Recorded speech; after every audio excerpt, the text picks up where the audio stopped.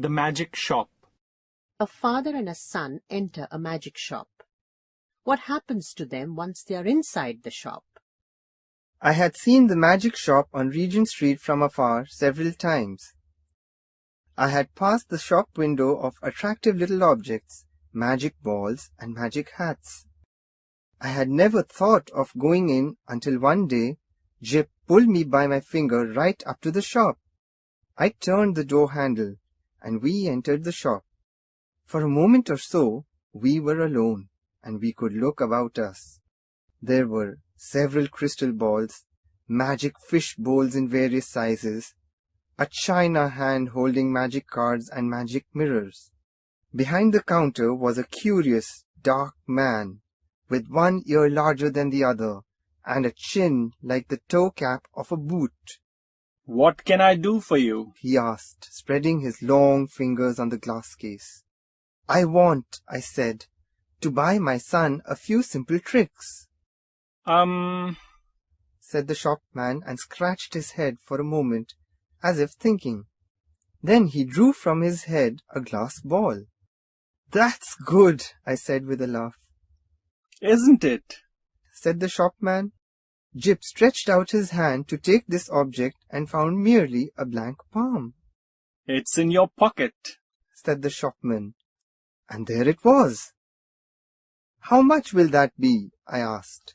We charge no money for glass balls, said the shopman politely.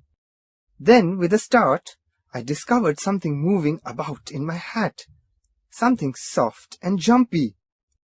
I quickly took it off, and a ruffled pigeon dropped out. It ran on the counter and disappeared into a cardboard box. Tut, tut, said the shopman. He shook my hat and took out 2 or 3 eggs, 2 toy soldiers, a large marble, a watch, half a dozen glass balls and crumpled paper.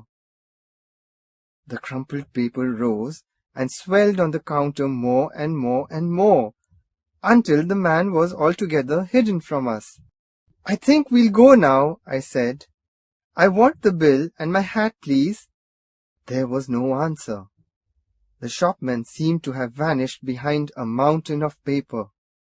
What have you done with my hat? I asked after an interval. There was no answer.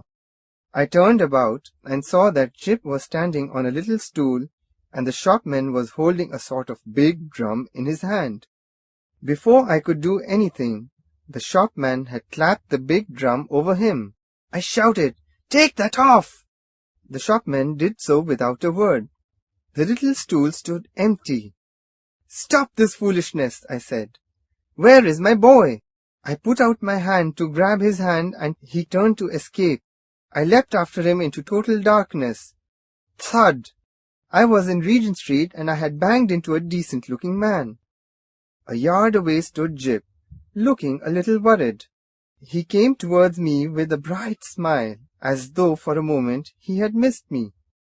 He looked completely undamaged and very satisfied with the afternoon's entertainment. He was carrying 2 parcels in his arms. I turned round to see the door of the magic shop, and behold, it was not there. There was no door, no shop, nothing.